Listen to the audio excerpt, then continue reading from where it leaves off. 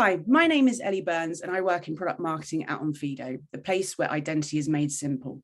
I'm here with our resident fraud expert, Simon Horswell, to talk about the latest findings from our recently launched 2023 Onfido fraud report. Hi, Simon.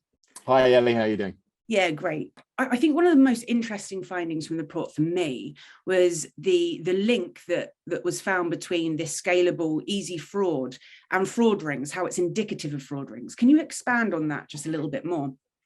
Yeah, so when we're defining a fraud ring as kind of like an individual or a number of individuals that are acting on a regular basis in a very kind of organized way.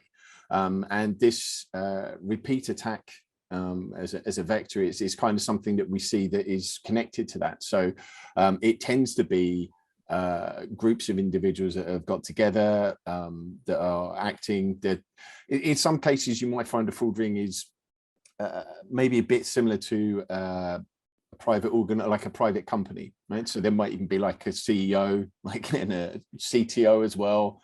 And then you've got the people that are actually sort of running through it. So you've got, technical officer, you've got your executive officer who's running the show.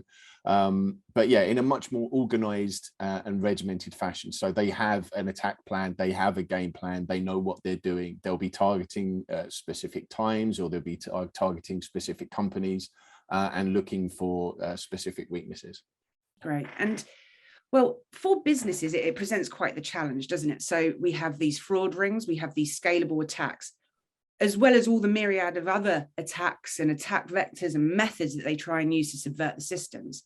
At the very same time, they have these consumers, our consumers that, want frictionless, seamless, but secure experiences and online journeys. It's a hell of a juggling to strike the right balance.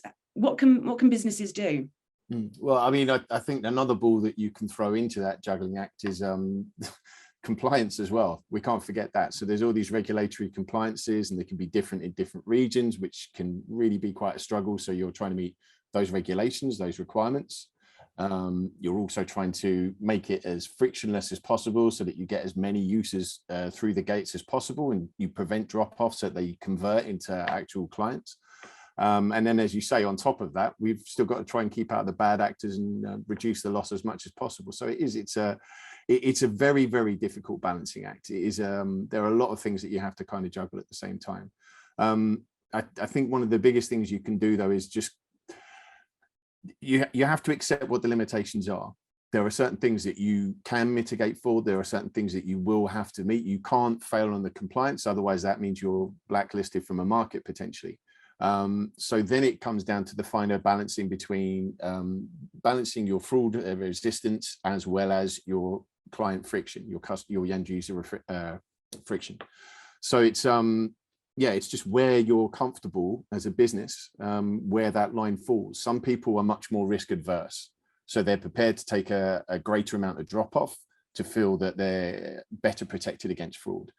Well, that's great. Thank you so much for sharing some of your insights with the fraud report. I urge everyone watching, it's a great report filled with really, really robust insights, and it's available now, the 2023 Onfido fraud report. Thank you, Simon, for your time, and thank you so much for watching. Thanks, Ellie.